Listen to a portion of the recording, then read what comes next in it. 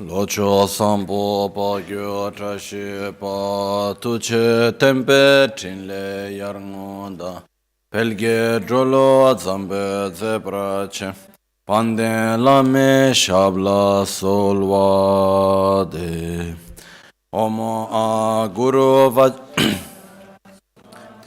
Nisha sane karma uta varda nishri bara varsa manya sarva siddhi hum.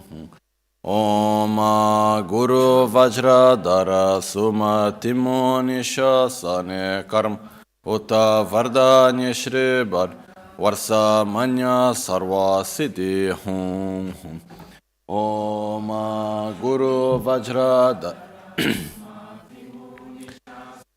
Karma uta varda nishri badra varsa manya sarva siddhi hum. Pakyuke kudan dagi lo, pakyuke sundan dagi, pakyuke tudan dagi yi, ten yerme chiktu jing. Makyuke kudan dagi lo, makyuke sundan dagi nga. Makyuke tukdan dagi ten yerme çıktı jingi lo. Sange çodan soge çonamla canço pardo dani kepsu çin. Dagi cinso gibi sonamgi rola pençre sange drupa.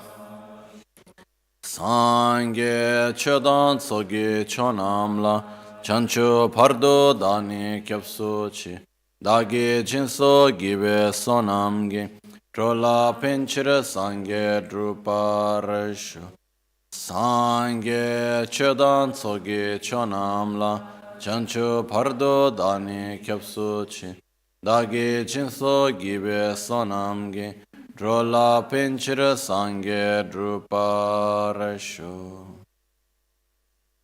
In the Buddha, Dharma and Sangha, I take refuge unto enlightenment. Through the practice of generosity and the other perfections, may I attain Buddhahood for the benefit of all sentient beings. Today we are in the last part of what is called the preliminaries, training in the preliminaries, and we are in the context of the 7-point mind training. And when we talk about the 7-point mind training, is actually training in the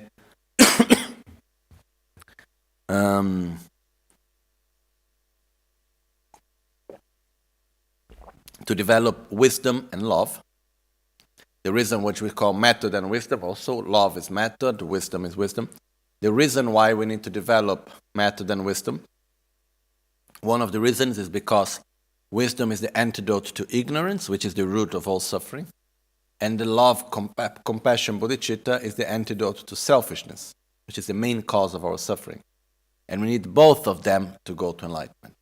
So basically, we develop love and wisdom, which is relative and absolute bodhicitta, in order to reach enlightenment, which is in order to develop our qualities to their maximum potential, in order to help other sentient beings. That's the objective. But in order to develop such wisdom and love, to train ourselves in wisdom and love, it's not something obvious and it's not something easy. It's something that takes a lot of energy, because it's not really easy to change our own, for example, paradigm. One thing is to understand emptiness, another thing is to change our paradigm. It takes time, it takes effort, it's not something, it takes constancy.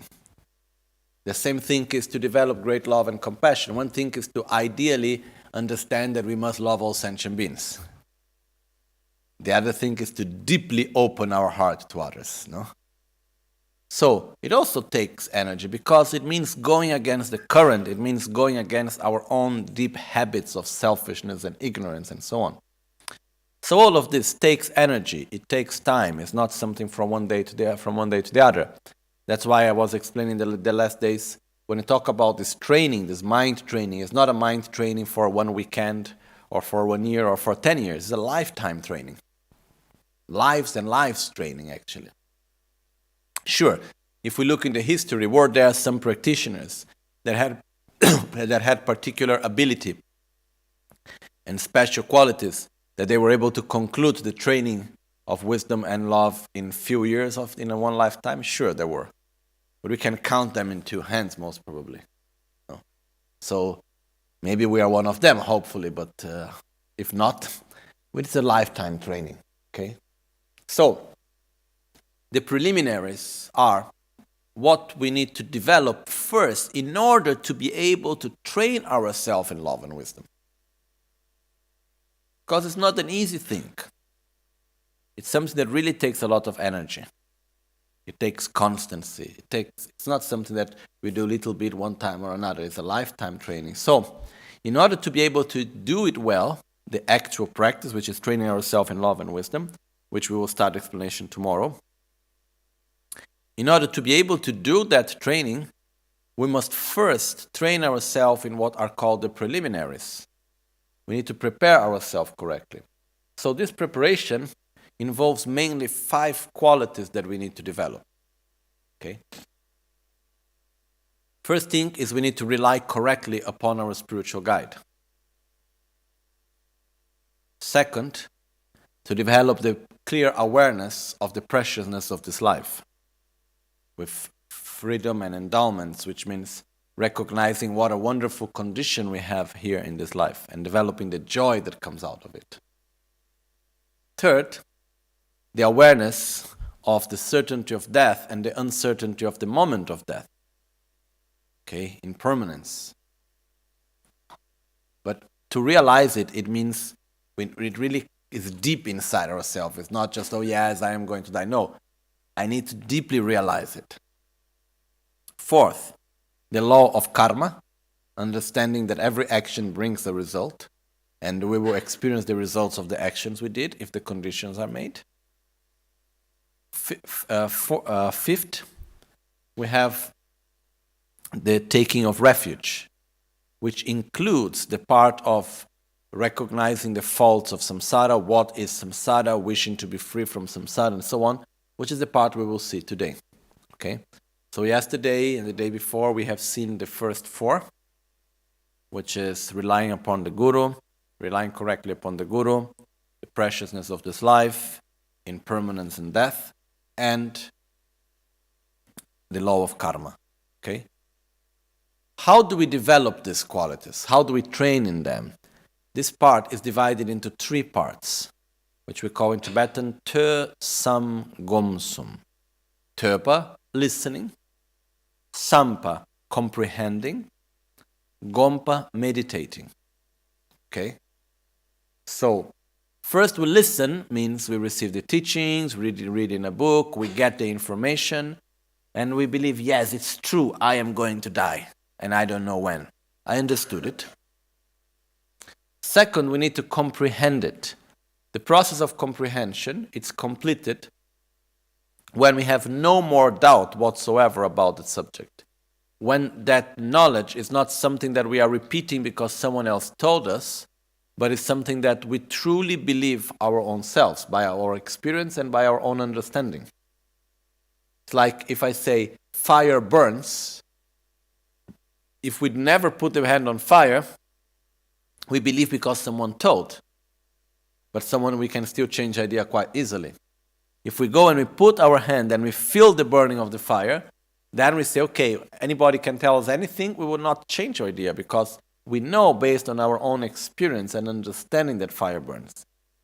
Similar to that, when we talk about the certainty of death, the uncertainty of the moment of death, one thing is listening, another thing is comprehending when it's not anymore something that we repeat what someone else has told us, but it's a deep understanding that we have of our own. It becomes our own understanding. Like if someone asks why, we don't need to say because Buddha said. It's because I have my experience, I have my understanding, and we can explain based on that. Third aspect, once we have comprehended, then we need to familiarize ourselves with it, which is called meditating. It's not because I have the clear understanding of impermanence that I actually experience the certainty of death and I experience my own mortality at every moment. So, Then we need to generate the states of consciousness, such as the preciousness of this life and the certainty of death. We need to generate it again and again in order for it to come back in a more and more easy and natural way until it becomes spontaneous. That moment we have realized it. So the process of training within it is listening, comprehending, and meditating in order to realize it. Okay? We have been seeing this part of the preliminaries following the text of Panchen Lobsang Chokyi Gyaltsen called The Medicine to Vomit the Inner Tumor, and which is a very particular text because it's a text of self-criticism, and it's the only text I have seen like this. And so we need to be just a little bit careful when we read this text not to put our own cultural mind of guilt, which in the Tibetan culture didn't exist, this type of attitude of guilt. So we need to be careful not to read it with the mind of guilt. But instead, the text is divided mainly into 3 parts. Every line, every verse, which is made of 6 lines, is divided mainly in the part of what is the wrong behavior, the wrong attitude, a metaphor for the wrong attitude, recognizing it, and what is the correct attitude. There is always ngal and so. The wrong attitude, and then after comes the correct attitude. Okay? So, yesterday we finished the part of karma, so today we continue from page 57. So, the next verse, page 57, refers to the general sufferings of samsara, and it starts the explanation about taking refuge. Taking refuge, 1 second, take refuge in my tea.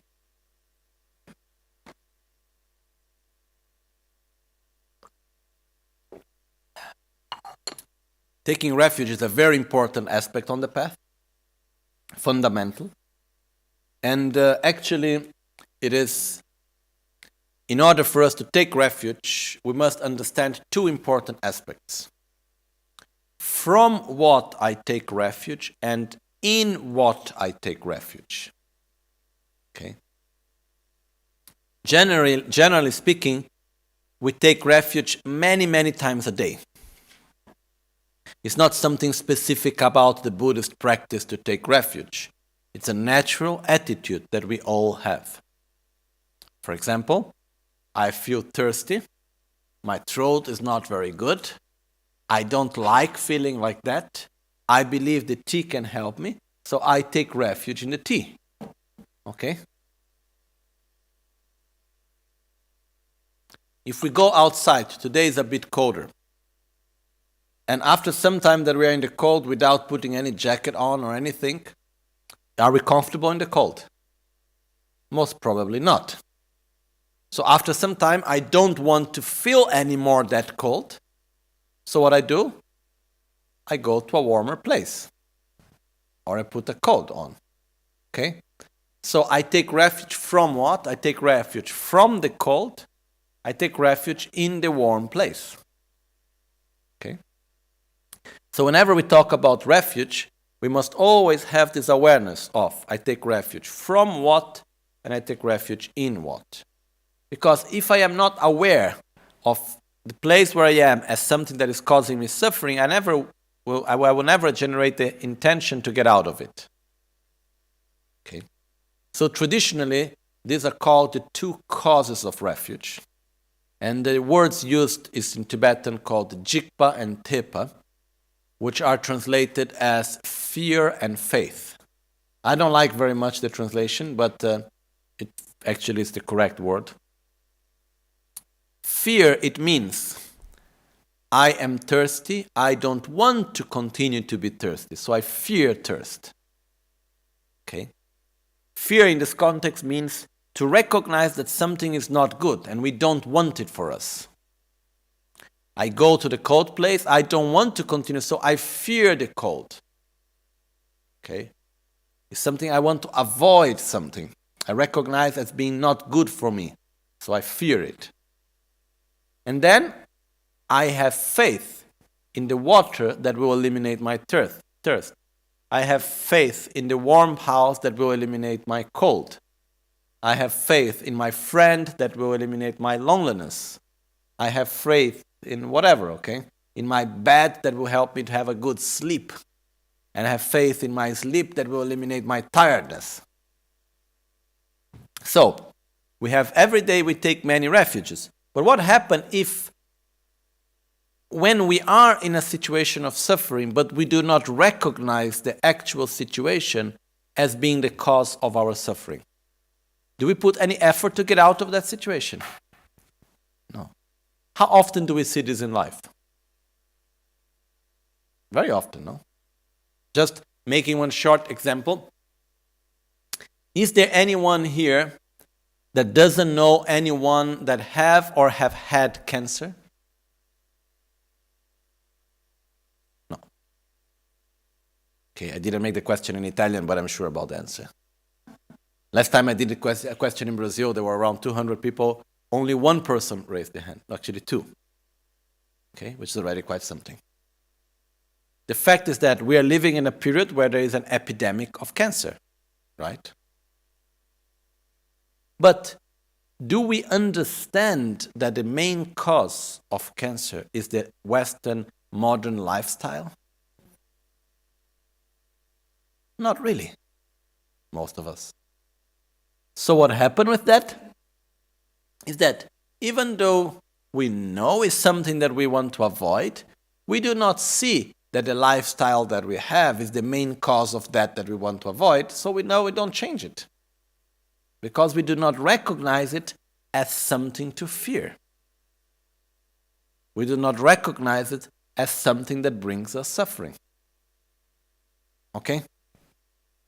Now, I just made this an example, not opening this door now to talk about this subject, but the fact is that if we do not recognize anything as being negative, we will never do the effort to get out of it and to be free from it. Okay?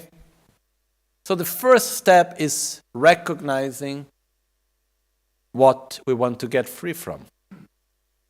Next step, how can I do it? Then I need to go to look. It's like if we get sick, but if we are not aware of being sick, we will never put effort to get cured. We will only put effort in a process of cure in the moment that we deeply, strongly want to be cured from the sickness. If I do not recognize myself as being truly sick, I'm not going to put the effort to get cured.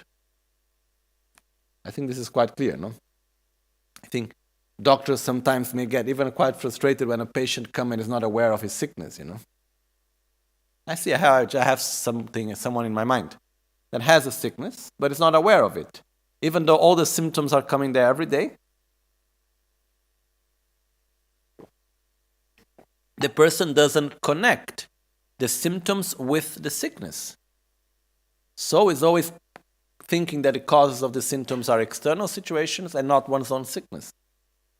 So finally, it's not doing anything to cure the sickness, and the sickness is getting worse.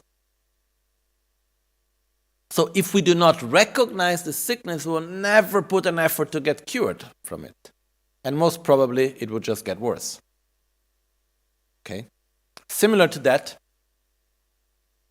when we talk about taking refuge, the first thing is from what I take refuge and in what I take refuge. But the first step is from what I take refuge. And this is what this verse is talking to us about. Okay? So it says, which traditionally is called reflecting upon the general sufferings of samsara. I am sunk, a little bit Tibetan first. Tome tune sipe dam tu ching, lenyon dunga tume nar la kyang, mitzan trola gawe drangbu shing, tadu ningne tardo mebe gyo, korwar ten kyam dala tuje sik, tarpe lamna simbar jingilop. I am sunk in the mirror of cyclic existence since beginless time. And I have been afflicted by many actions, delusions, and sufferings therein. Action means karma. Yet in my heart, I have no wish to be freed from it.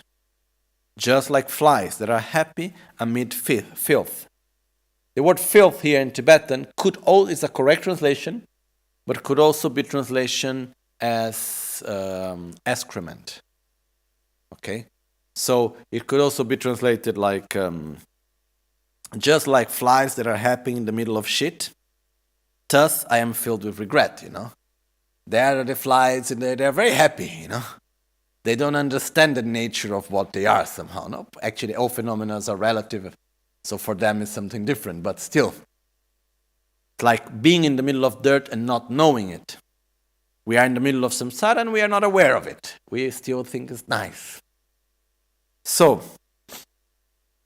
with your compassion, look upon me, I who wander in samsara constantly. Bless me to seize a step on the path towards liberation. The first step that we need to do towards liberation is to wish liberation. That's the first step. Is to truly, deeply believe it's possible and I want it. That's the first step on the path to liberation from samsara. So what is samsara? Samsara is not a place. Samsara is not a curse. Okay. Samsara is an inner cycle of mental defilements, actions done by them, results of suffering. How do we react to suffering? We say, oh, that's my karma. Or normally we react to suffering with attraction, aversion, jealousy, pride, miserliness, arrogance, and so on. Selfishness, ignorance. No? That's how we react to suffering. So out of suffering, we react with mental defilements. From the mental defilements, we stay still or we do something with the mental defilements. We act with body, speech, and mind. So we do karma. We saw yesterday what happened with the karma. Sooner or later, it brings a result. As soon as it meets with a condition, the result ripens. And when we have the result, how is the result manifesting? Suffering. And how we react to suffering? Attraction and aversion, and so on. Karma. And then here we go. This is what we call the cycle of samsara. Okay. This is as it's here in the text Panchen Lobsang talks about it. As it says, I have been afflicted by many. I am sunk in the middle of samsara, and I have been afflicted by many actions, which is by my karma, by my delusions, mental defilements, and by the sufferings therein. Okay. The point is that imagine samsara being like a jail. Okay, the jail, which is not a physical jail, the jail of our own mental defilements, of our own karma and the suffering. Okay, but we do not recognize it as a jail because we have no memory of anything different.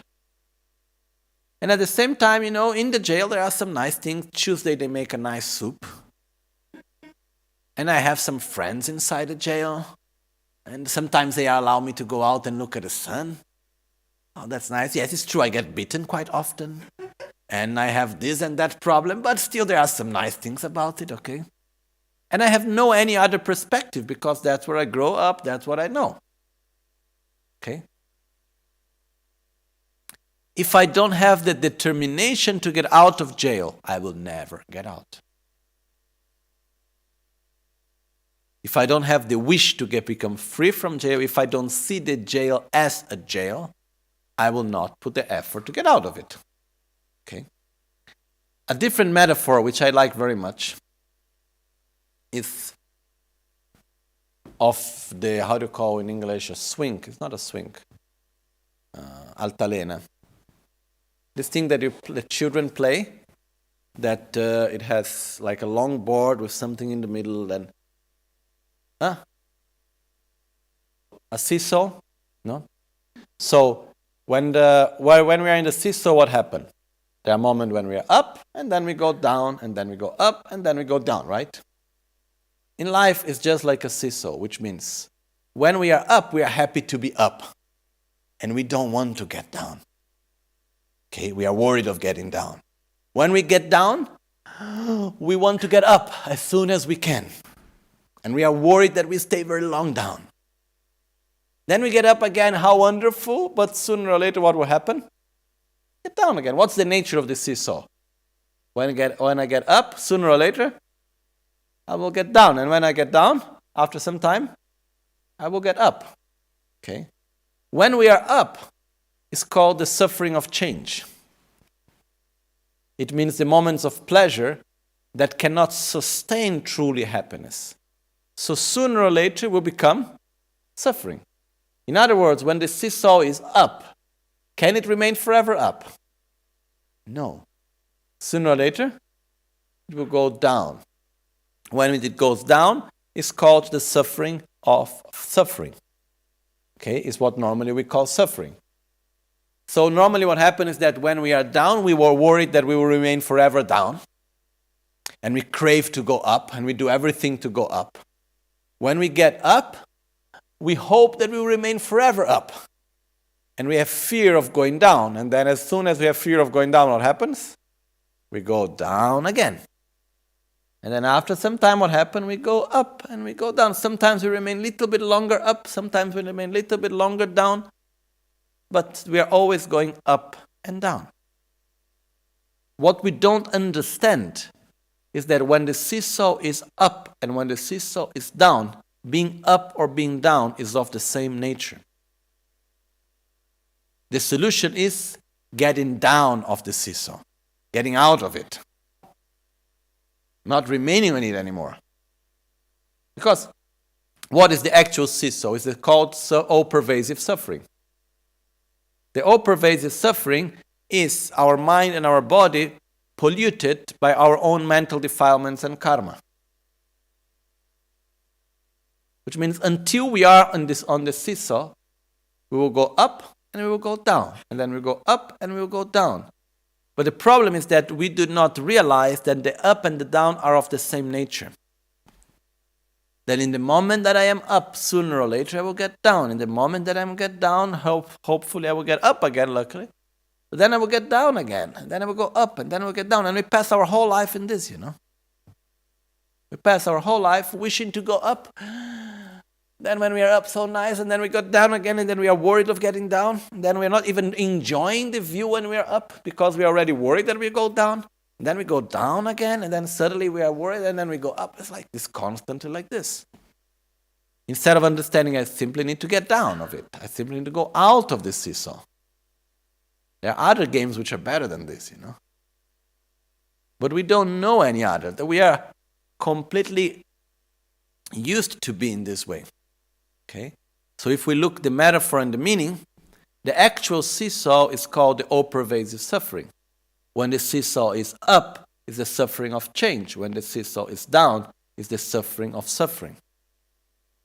The objective is to get out of the whole suffering, which means get out of the seesaw, get down of it, and go the other way.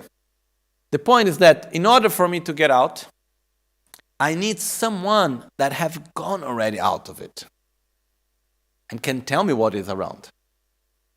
I need someone that have already gone out of jail to tell me that there exists something better than it, and that it is jail. Because jail is only jail when there is something out of it. If there was no any other thing than the jail itself, the jail would not be a jail anymore.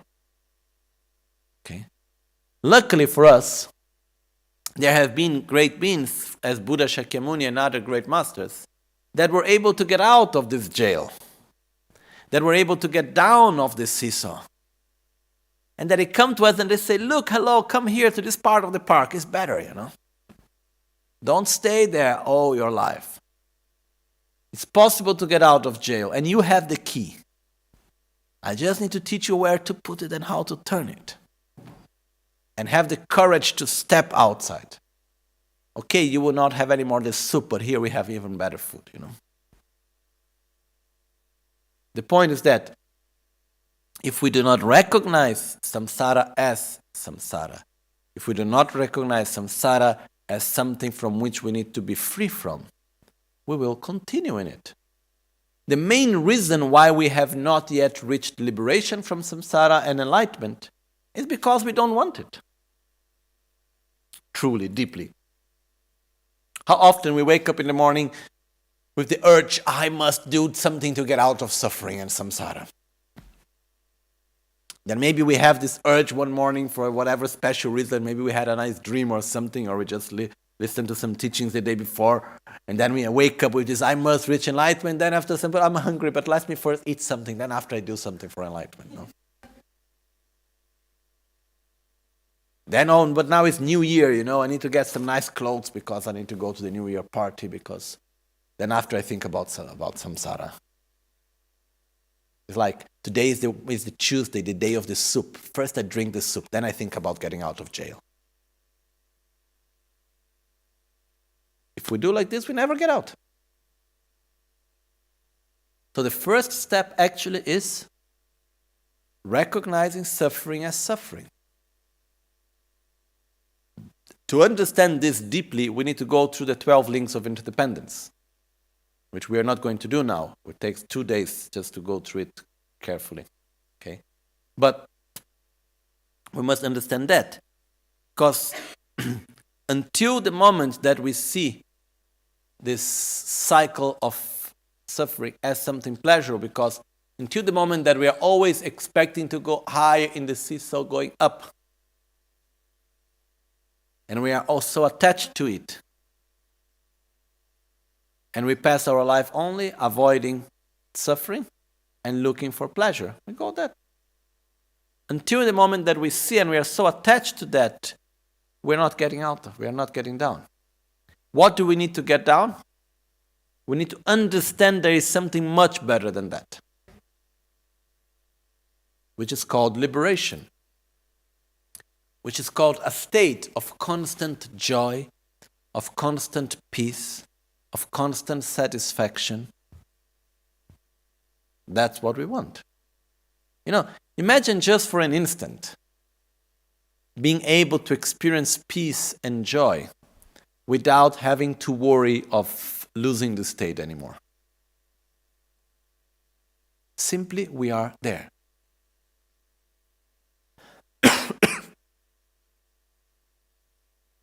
No? So this is what we must desire.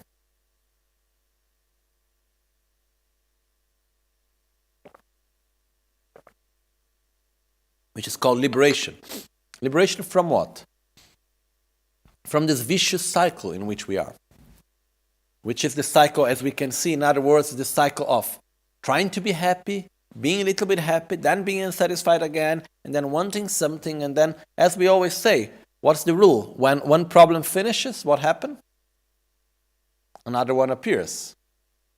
And when a new problem don't appear, what happens? We make a new one. No?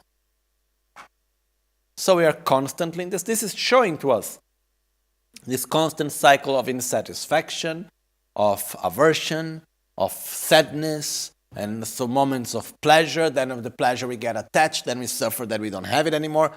It's tiring. So the objective is, I want to get completely free of this cycle. I don't want it anymore. And in order to do that, we must see the all-pervasive suffering. That's the only way. We must understand that being on the high of the seesaw or being on the low of the seesaw, it's part of the same game. And what I want is to be out of the seesaw. I think it's quite clear, no? So, luckily there were those that already went out of it and they can show us how to do. That's where is the second part of taking refuge, where I take refuge. On the path that is shown to me. But this is already the next aspect. First thing, let's just concentrate into from what I take refuge. Understanding samsara. And wishing to get out of it.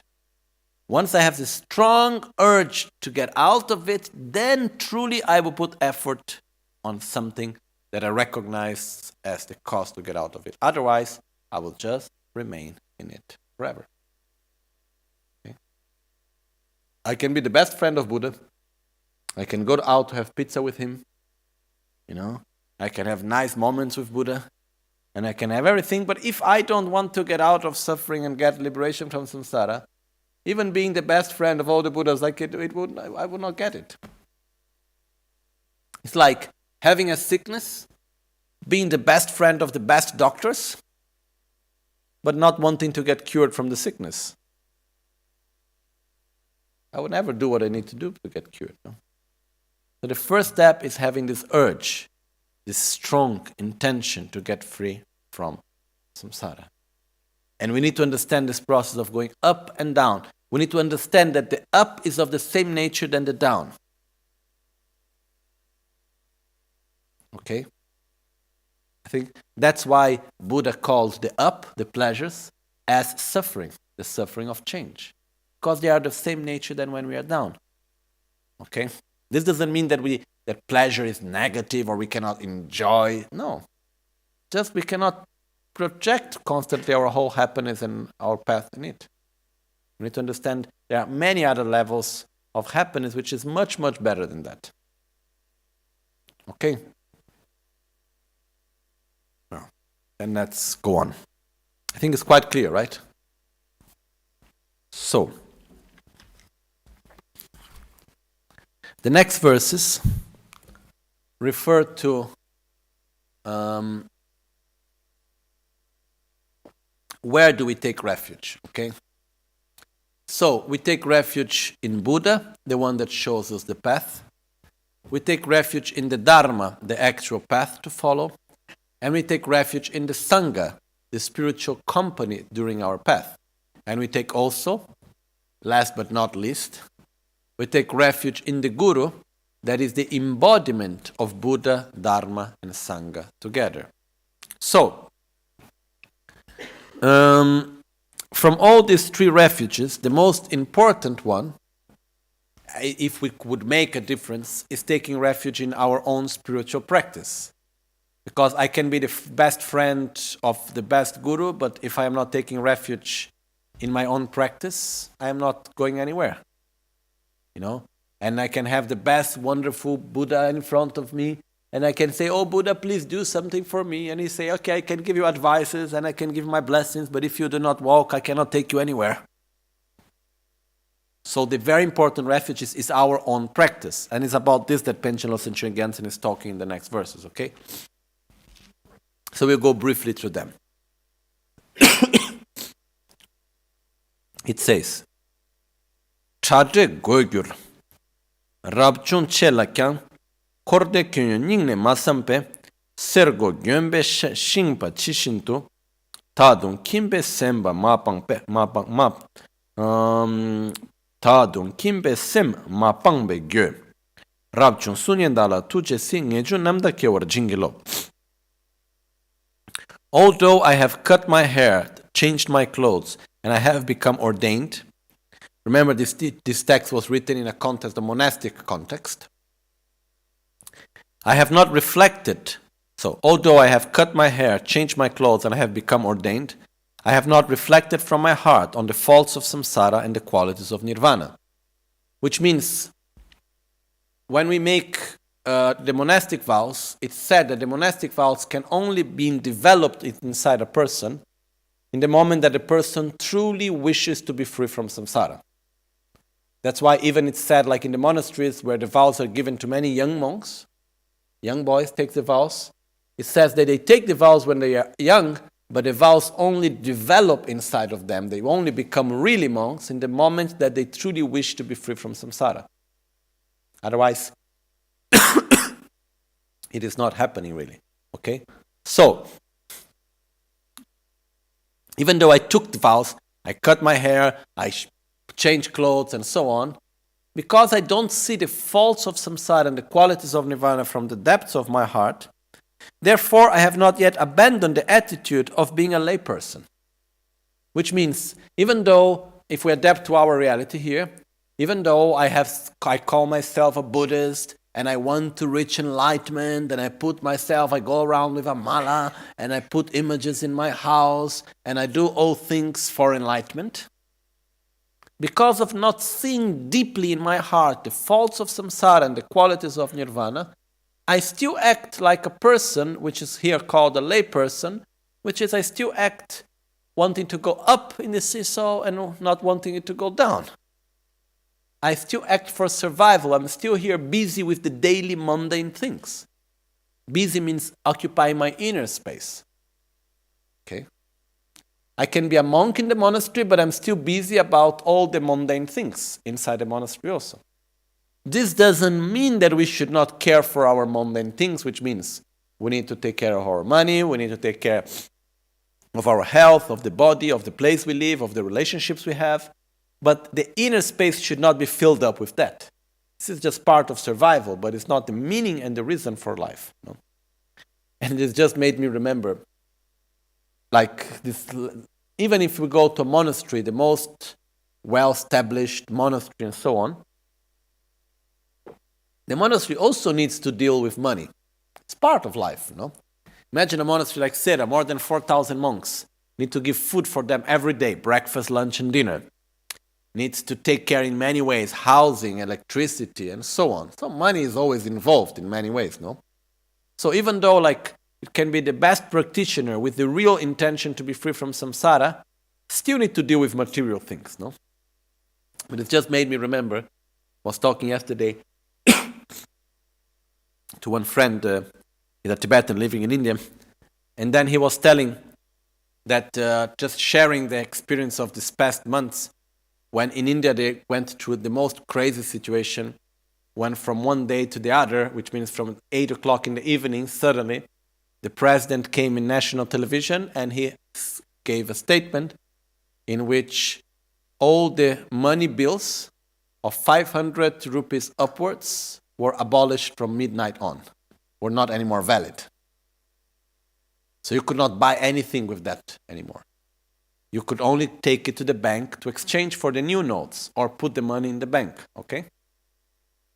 But what happened is that in the moment that you would take the money to the bank, or this money was declared, then you had no problem.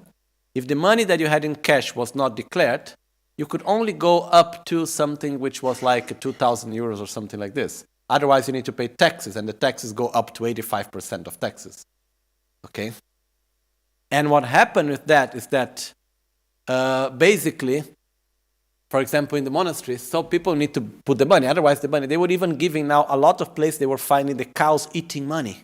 They were burning the money, throwing the money away, because after some time the tax became 200%. No? So anyhow, I'm not going to enter into the story of India right now. But what happened is that, what did the monastery to have to change its own money? Because, Tibetans, they are much more into having money in cash. The idea of they don't trust really the banks so much. They prefer having the money in cash. So the monasteries normally have money in cash and so on. So what the monastery did, they give the money, like the maximum that can be put in the bank and can be exchanged, they give to every monk. So it was even in the newspapers, because the banks were full of lines of hundreds and hundreds of monks that go there to change money, no? So look at all these monks with so much money they have, no? But actually it was the money of the monastery that was given to them to exchange.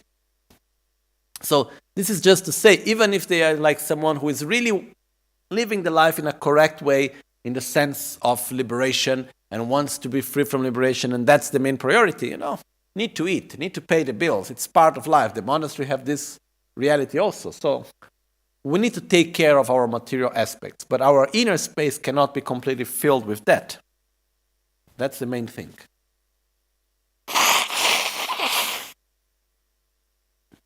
Our priority should not be our own daily survival.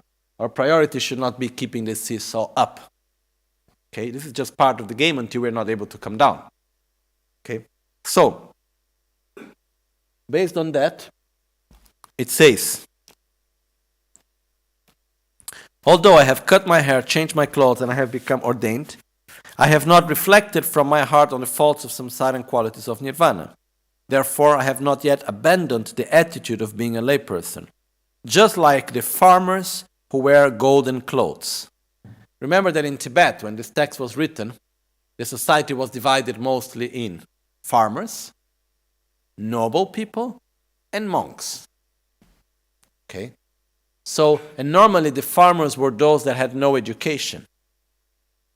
So what happened is here, the example is like, if you take someone that have no education, have no understanding about the Dharma, and you put a beautiful golden cloth on him and put him in even a throne, would that make him a person with good understanding? Not at all. Similar to that, I put myself with beautiful, I cut my hair, I put myself in a way as being a real practitioner, a real person seeking for liberation. But if I do not seek inside for liberation, it will make no difference. Okay? So, thus I am filled with regret. With your compassion, please look upon me, the mere reflection of an ordained person. Bless me to generate a pure thought of definitive emergence. Definitive emergence means renunciation. Definitive emergence is the first quality we need to develop in order to enter the path to liberation, which is the definitive, which is determined, sure. Emergence is the determination, the certainty to be able to get out of the cycle of suffering. That's what's called definitive emergence. Ngebar Jungwa in Tibetan. Ngeba means sure, definitive. Jungwa means to emerge, to get out. So it's the certainty to be able to get out of samsara. So may I develop the certainty that I'm able to get out of samsara, and this is my main priority. It continues. Although I have taken precepts, Ken Lobchengar Labdon Lang Lakyang Drenda Shechin Payo Ma Tempe Chagyu Mebe Langchen Nyongba Shing Nyedun Tume Dam Tu Jingbe Gyo Tsumpe Sunye Dala Tuche Sik Nyomo Nyembo Drempra Jingilop. Although I have taken precepts and vows in the presence of abbots and masters, I have not applied mindful recollection, vigilance, or conscientiousness. Therefore, I'm thinking in the mirror of my faults and downfalls, just like a mad elephant without a hook. Thus, I am filled with regret. With your compassion, please look upon me, the mere reflection of a monk. Bless me to remember the antidotes to delusions. Which means we have taken commitments, we have taken vows, but we have given directions to our life and mind. But because of our lack of the hook of mindfulness, of presence in the present moment, of conscientiousness, which means the inner coherence between what we know and what we do, because of the lack of that, we have broken our commitments again and again and again and again. We're not able to keep purely our own commitments. It's just like when the mad elephant is given the example also, normally it refers when the elephant gets mad out of sexual desire. One time I was talking with one guy that takes care of elephants in Nepal, and he was explaining me, if the elephant gets mad out of sexual desire, all these chains and all of that is completely useless. Huh?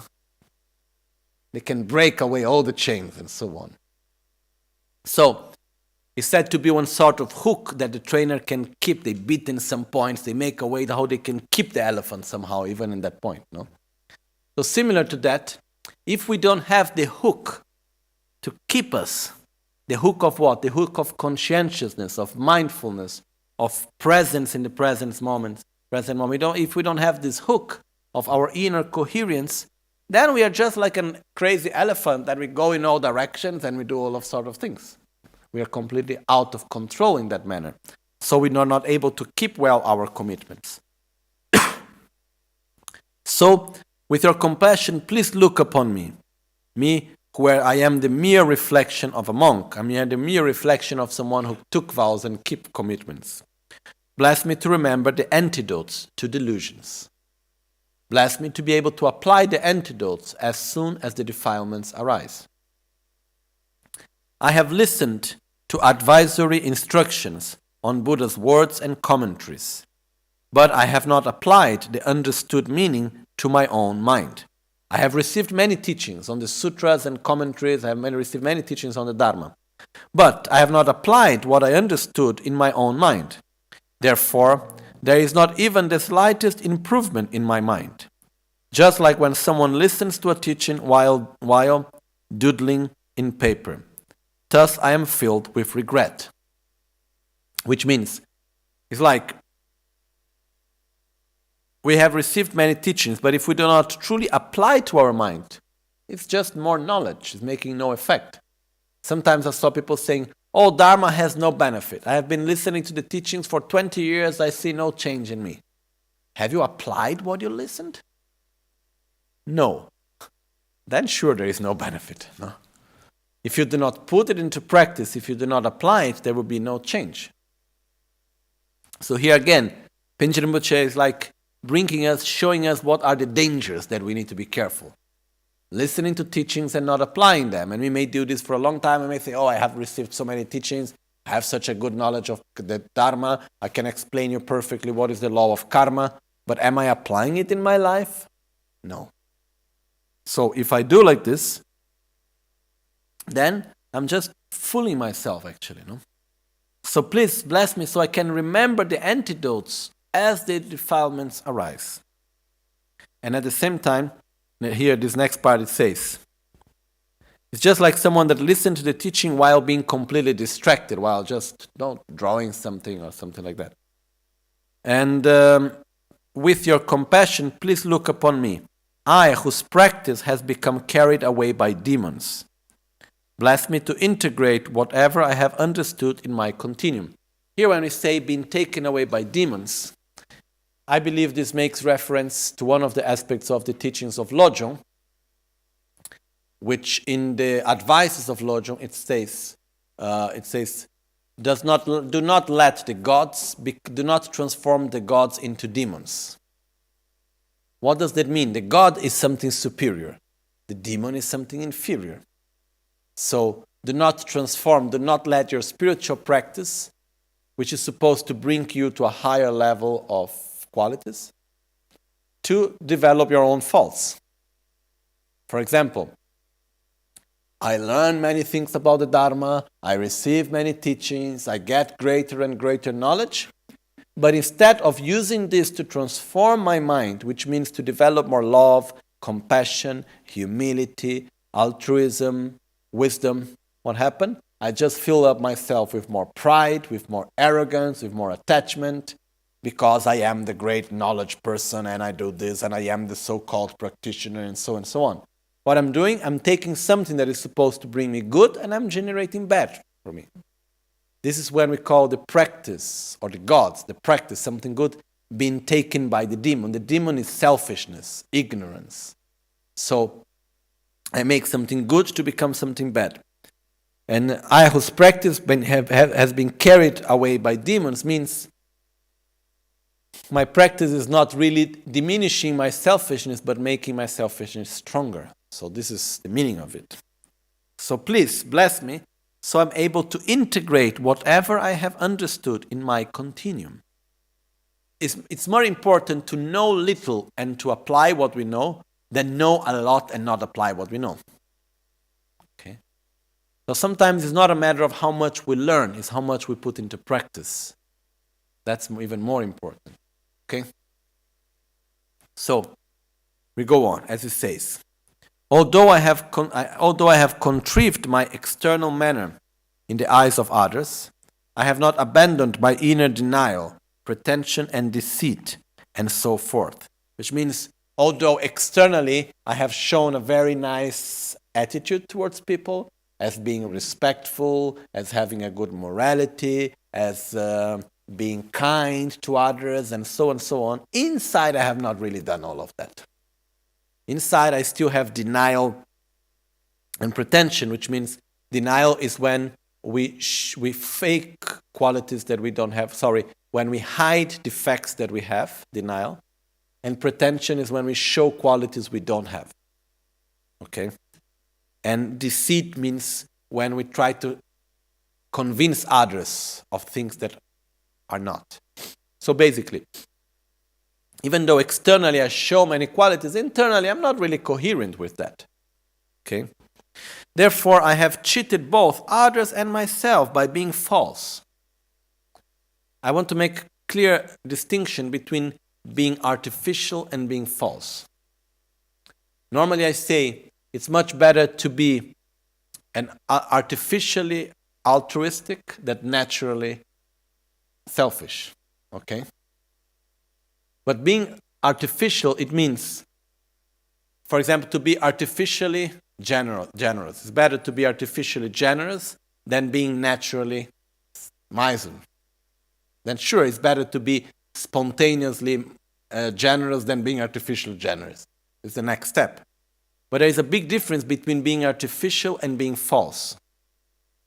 When we are false, it means we show an attitude that we do not feel. I show generosity, but I don't feel generosity.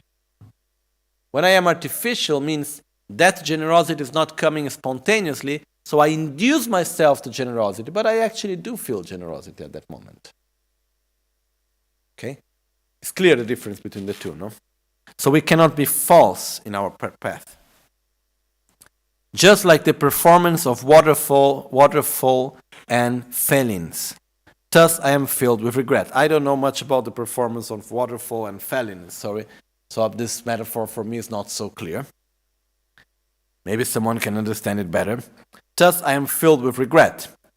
With your compassion, please look upon me, I who contrive my external manner. Please bless me to be rid of my inner tumor, the inner tumor of selfishness, which brings me to pretend, to show qualities I don't have, to give more importance to the image than to the actual essence of what I am. Okay? Here, Panchen Lobsang Chokyi Gyaltsen is pointing out for us the dangers that we can find on our path. This is what he's pointing out for us, very clearly. Although, Chircho dalla bella chelakyan göchen domsem ningne makepe ni me dumbe langchen trubashing nyetun tume yang gobe gö ngendro gyuso dalla tuchesi topshi shakpa chebra jingilob. Although I have exerted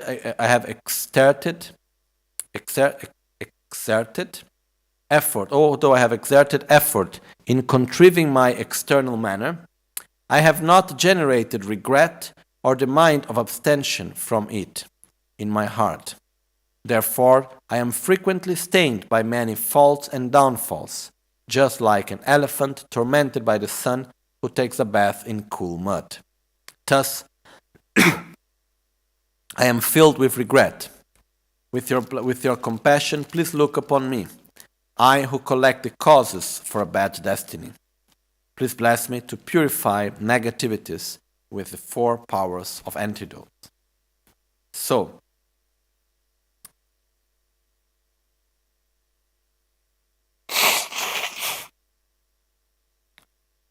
although I have shown an external conduct of being a good conduct externally, of avoiding negative actions and doing nice things and having an external conduct, from within my mind, I have not really deeply recognized such attitudes as being wrong. I have not really openly admitted my mistakes.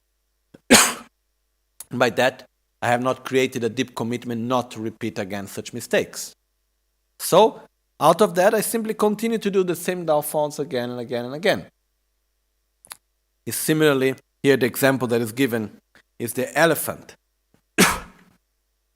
I think the elephant is like, when the elephant is under the sun, he needs to go to have a bath on the mud every day because of the heat of the sun. And I think here we can read this in different ways, but one of the ways is that while the elephant is having the bath, looks like everything is fine, but inside is not. He's like suffering out of the heat. On the other way, he looks to be very calm and suddenly he goes to the water to wash himself. So it's similar to the fact that even though externally looks everything fine, internally we are not doing that. And suddenly we are always going back and back into the same faults and mistake again. Why? Because we make an external change and we don't make an internal change truly deeply within our mind. Okay? So based on that, please bless me so I am able really to purify my negativities, to apply the 4 antidotes, which means may I be able to apply the 4 powers of antidote, to generate an opposite attitude to the one I want to change. May I openly admit my mistakes. May I make a commitment not to repeat such mistakes again. And may I generate positive energy, positive actions in order to counteract the mistakes I have done. Okay? In this part, Panchen Lobsang Chokyi Gyaltsen mainly is pointing to us, once we are on the path, which are behaviors that are dangerous for us. Ways through which we can pass years of our life thinking we are practicing Dharma, but actually just fooling ourselves around somehow. Okay? So one of the most important things in our path, once we truly take refuge, sure, we need to recognize samsara, suffering as suffering, and the wish to understand I must come down of the seesaw. I cannot jump out of it.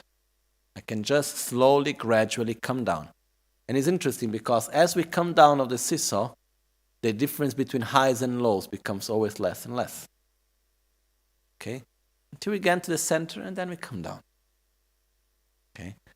In order to do that, one of the very, very important aspects is we need to be truly sincere with ourselves in our spiritual path and our practice. It's not a matter of showing an external appearance. It's a matter of truly changing our inner attitude. That's a very important thing. Okay? Because it's not a matter of being part of a Buddhist group that wants to reach liberation. It's as a matter of truly, deeply wishing to liberate oneself from one's own cycle of suffering and putting the effort on the correct direction for that. That's the main point about it. So, to be sincere with oneself, it's really fundamental in this. And we need to be careful not to be, deceived by our own selves, by thinking that, okay, I'm doing quite nice because externally I'm a good guy, I'm a good person. In other words, it's like we get attached to an idealized image of what we should be, and we recognize ourselves with that, but truly we are not that. There is one saying in Tibetan which is like, by being a reflection of a practitioner, we become a practitioner. By acting as one practitioner, finally we become an actual practitioner. This is another thing, which means I am not yet really calm and I'm not yet really being able to keep this correct attitude, but externally I start. And by starting to act externally, slowly it becomes that. What we need to be careful is not to let it only external and to forget that we need truly is to make the internal change. Okay. With this, we conclude this part of the preparation. So again, what are the preliminaries? We need to train by listening, comprehending, and meditating on relying correctly upon the Guru, the preciousness of this life, impermanence and death, the certainty of our own death and the moment of death, the law of karma, the responsibility of our own actions and results, and taking refuge, which means taking refuge from samsara, in Buddha, Dharma, and Sangha, and especially in our own spiritual practice. Because we can be the best friend of the best Buddha, you know. There are no difference between best and worst Buddha, but we can be the best friend of the Buddha together with us, and the Buddha can be our best friend. But if we do not follow the path, he cannot do much for us. Okay? So, these are the 5 preliminary practices that we need to develop. The 5 preparations that we need to train in order to be able truly to develop wisdom and love, relative bodhicitta and absolute bodhicitta. Okay? So tomorrow we will start seeing the part of relative and absolute bodhicitta. Okay? But this is the first part, which is a lifetime training, but it's something that we need to continue. And we need to remember to apply these 5 steps every day. Jetsun Lama kutse rapten chi namkar chinle chochur geb losan tempe dreme sasum gi drove munse tatu ne gyurch nimo dele tsendele nime kuyan delekshin ninsen taktu delekpe koncho sumki jingelo